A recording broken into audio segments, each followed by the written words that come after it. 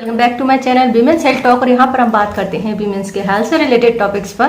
तो फ्रेंड्स, आज हम जिस टॉपिक को कवर करने वाले हैं वो है आपके पीरियड के फ्लो में चेंज होना।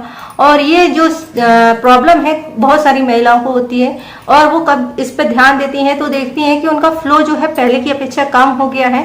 तो इसके होने के क्या क्या रीजन हैं और इसके लिए आप घरेलू तौर पर क्या कर सकते हैं, आज हम इस वीडियो में जानेंगे। वीडियो की जानकारी पसंद आए तो वीडियो को लाइक कर सकते हैं, शेयर कर सकते हैं, हमारे चैनल को सब्सक्राइब कर सकते हैं। चलिए वीडियो शुरू करते हैं। फ्रेंड्स, सबसे पहली बात यह है कि हमें अपने पीरियड साइकिल के बारे में पूरी जानकारी होनी चाहिए और इसी को लेकर मैं टाइम टाइम पर वीडियो बनाती हूँ और इसकी काफ़ी सारी वीडियोस मैंने बनाई हुई हैं, पूरी प्लेलिस्ट है।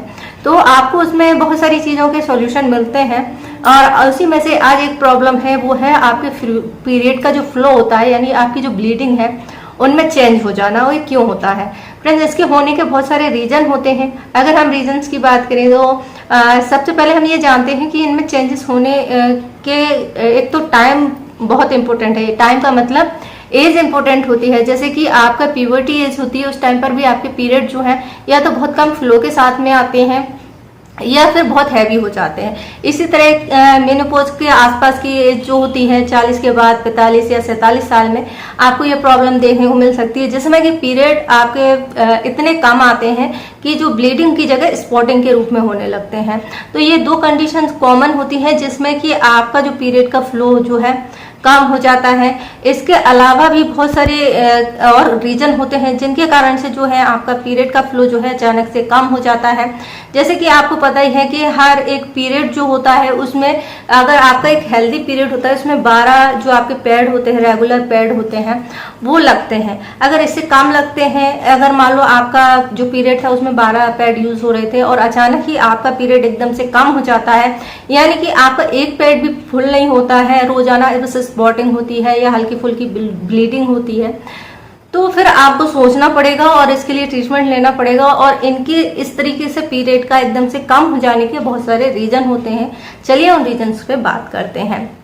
सबसे पहले अगर हम रीजन के बारे में बात करें तो वो होता है हाइपोमेनोरिया। क्या होता है हाइपोमेनोरिया? एक ऐसी कंडीशन होती है जिसमें कि आपके हार्मोन जो है उनमें गड़बड़ी हो जाती है।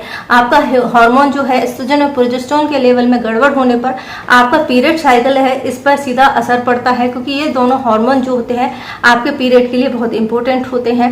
अगर इनमें किसी भी तरह का बदलाव होता है या उतार चढ़ाव होता है या इनका जो कंडीशन है वो डिक्रीज होती है, जितना हार्मोन लेवल होना चाहिए उतना नहीं रहता है, तो फिर आपके पीरियड पर इसका सीधा असर पड़ता है और इसी को मेडिकल टर्म में कहते हैं हाइपोमेनोरिया। तो हाइपोमेनोरिया एक ऐसी कंडीशन होती है जो कि हार्मोन्स की वजह से होती है। तो इसका ट्रीटमेंट क्या हो सकता है? इसका ट्रीटमेंट आपको हार्मोन थेरेपी लेनी पड़ेगी और अगर आपको ये पीरियड है हर महीने इसी तरीके से आने लगे हैं तो फिर आपको डॉक्टर से मिल लेना चाहिए। नेक्स्ट कंडीशंस की अगर हम बात करें तो वो आजकल के जनरेशन में बहुत ज़्यादा हो रहा है, वो है पीसीओडी। पीसीओडी एक ऐसी कंडीशन होती है जिसमें कि बहुत सारे सिस्ट बन जाते हैं, जैसे हम कहते हैं पॉलीसिस्टिक ओवेरियन सिंड्रोम। तो ये जो कंडीशन होती है वो आपकी लाइफ स्टाइल से जुड़ी हुई होती है। इसमें या तो पीरियड आपका स्किप हो जाता है, फिर मेडिसिन लेने के बाद आपका आता है, या फिर अगर पीरियड आएगा भी तो बहुत कम आएगा, स्पॉटिंग में आएगा। इसके साथ साथ में आपको जो पीरियड होगा वो काफ़ी पेनफुल होगा, पेट दर्द होगा, ऐंठन होगी, मरोड़ होगी और बहुत सारे डिस्कम्फर्ट होता है आपको।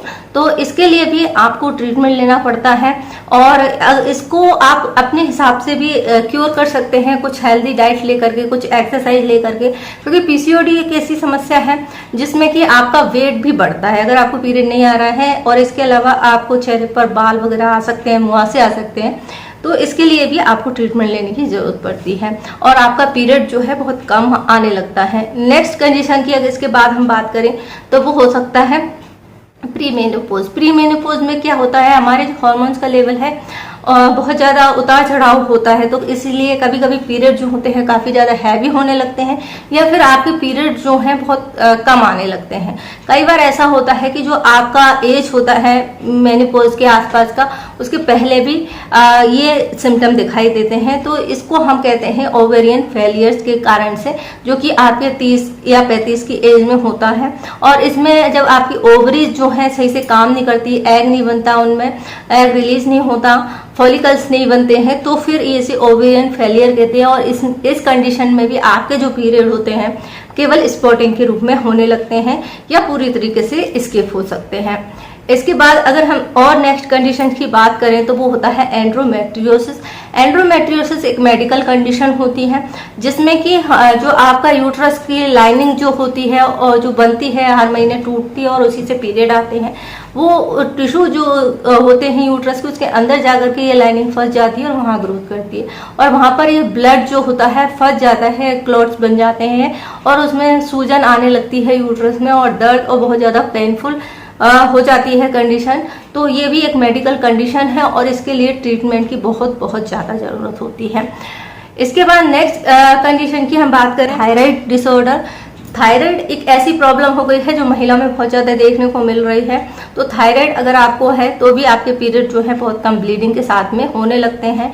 बहुत जितना आपका थायराइड का लेवल हाई होता जाएगा आपके पीरियड स्किप हो जाएंगे या फिर स्पॉटिंग के रूप में होने लगेंगे। इसके बाद होती है पिट्यूटरी ग्लैंड में डिसऑर्डर। पिट्यूटरी ग्लैंड जो होती है हमारे साइकिल के नियमित रूप से चलने के लिए जरूरी होती है और जब इसमें गड़बड़ होती है तो इसका असर आपके पीरियड पर भी पड़ता है। इसके अलावा कई महिलाओं को पिट्यूटरी ग्लैंड में ट्यूमर होने की वजह से या ब्रेन में ट्यूमर होने की वजह से हाइपरप्रोलेक्टेमिया की शिकायत होती है। इस पर मैंने प्रीवियस में वीडियो बनाई थी जिसमें कि महिलाएं जो है प्रेग्नेंट नहीं होती हैं तो भी उनको जो है ब्लीड वाइट डिस्चार्ज होने लगता है, यानी मिल्की डिस्चार्ज होने लगता है ब्रेस्ट से।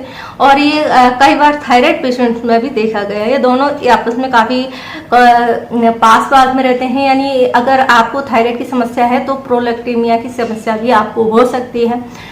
और इसके बाद नेक्स्ट होता है बहुत ज़्यादा एक्सरसाइज कर लेना, यानी अगर आप बहुत हैवी वाली एक्सरसाइज कर रहे हैं, बहुत दिनों तक कर रहे हैं तो फिर इसके कारण से भी आपके जो पीरियड हैं वो स्किप हो जाते हैं या फिर उनके ब्लीडिंग जो है बहुत कम मात्रा में होने लगती है, क्योंकि बहुत कम वजन होने से आपको हाइपोमेनोरिया हो सकता है।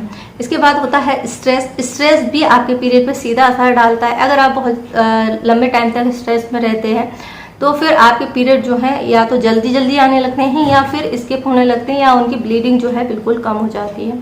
इसके अलावा होता है एनीमिया, यानी कुपोषण की कमी के कारण से भी आपके पीरियड बहुत स्पॉटिंग के रूप में होने लगते हैं, क्योंकि आपकी बॉडी में उतना ब्लड बनी नहीं रहा है, उतना पोषण ही आपको नहीं मिल रहा है, तो भी आपके पीरियड जो है बहुत कम होंगे या स्पॉटिंग के रूप में होने लगेंगे। इसके अलावा कुछ मेडिसिन होती हैं। मेडिसिन के साइड इफेक्ट्स के रूप में ये आपको मिल सकते हैं, जैसे कि आप बर्थ कंट्रोल पिल्स लेते हैं तो आपको बीच में स्पॉटिंग हो सकती है, ब्लीडिंग जो बहुत कम हो सकती है। आईयूडी जो लोग यूज़ करते हैं उनके साथ में ऐसा हो सकता है, क्योंकि इससे हार्मोन जो टैबलेट होती हैं जो आप लेते हैं गर्भनिरोध की, उसका असर आपकी बॉडी में पड़ता है। ट्यूबरकुलोसिस, जिन लोगों को महिलाओं को टीबी की समस्या है, कई बार जो फेफड़ों में टीबी होती है उसके अलावा भी आपको यूट्रस में भी टीबी के सिम्टम देखने को मिलते हैं।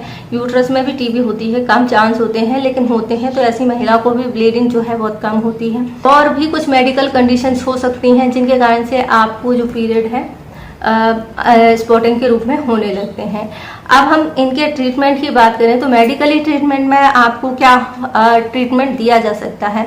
सबसे पहले होता है हार्मोन्स को चेक करने के लिए ब्लड टेस्ट किया जा सकता है, जिसमें आपके एस्ट्रोजन, प्रोजेस्टेरोन, प्रोलैक्टिन या सीरम टेस्ट किया जा सकता है, जिससे यह पता चलेगा कि आपकी बॉडी में कौन से हार्मोन जो हैं गड़बड़ कर रहे हैं। आपका कार्टिसोल हार्मोन का लेवल क्या है जो कि इसको के कारण से प्रभावित होता है, तो उसी के अकॉर्डिंग आपको हार्मोन्स की थेरेपी दी जा सकती है। इसके अलावा आपको स्ट्रेस है, कुपोषण है या फिर एनीमिया है, तो इसको आप खुद ही सही कर सकते हैं, जैसे कि आयरन सप्लीमेंट ले सकते हैं या फिर डाइट में ऐसी चीज़ें लें जो कि बहुत ही पौष्टिक हों, बहुत ही आयरन से भरपूर हों, पोषण से भरपूर हों, विटामिन मिनरल्स जिसमें फॉलिक एसिड अच्छी मात्रा में हो। तो इससे खाने से आपको ये सारी प्रॉब्लम जो है दूर होती हैं। इसी तरह की जो डाइट होती है पीसीओडी वालों को लेनी चाहिए, उनके लिए बेहतरीन होती है। इसके अलावा बैलेंस डाइट जो होती है आपको लेनी है। एक्सरसाइज आप कर सकते हैं जिसमें कि मेडिटेशन, योगा कर सकते हैं, जो कि आपके पीरियड साइकिल को नियमित करने में मदद करता है। इसके अलावा नींद जो होती है बहुत इंपॉर्टेंट रोल प्ले करती है, तो नींद जो है आपको पूरी लेनी है और अच्छे से लेनी है।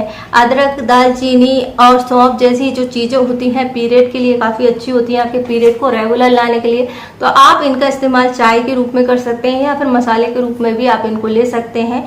ये आपके पीरियड को रेगुलर करने में हेल्प करती हैं। इसके अलावा स्मोकिंग, ड्रिंकिंग, कैफीन वाली जो चीज़ें इनको लेना बंद कीजिए, क्योंकि ये भी आपके हार्मोन्स लेवल और स्ट्रेस लेवल पर असर डालती हैं। अगर आपको पीरियड में बहुत ज़्यादा पेट दर्द होता है, बुखार होता है, उल्टियाँ आने लगती हैं, तो बिना देरी किए आपको डॉक्टर से मिलना है, क्योंकि ये गंभीर सिम्टम होते हैं जो कि आपके पीरियड्स के दौरान दिखाई देते हैं, जैसे कि बहुत ज़्यादा हैवी हो जाना या बहुत स्किप हो जाना पीरियड, बहुत क्लॉट के साथ में आना, बहुत ज़्यादा पेन के साथ में आना, इतना ज़्यादा कि आपकी डेली की जो लाइफ है उसमें आप काम नहीं कर पा रहे हैं, तो फिर इसके लिए आपको मेडिकल ट्रीटमेंट लेना पड़ेगा। तो आई होप आपको ये जानकारी पसंद आई होगी। जानकारी पसंद आए तो वीडियो को लाइक करें, शेयर करें। इससे जुड़ा हुआ कोई क्वेश्चन है तो आप हमसे पूछ सकते हैं और हमें इंस्टाग्राम पे फॉलो कर सकते हैं। वीडियो देखने के लिए आपका धन्यवाद।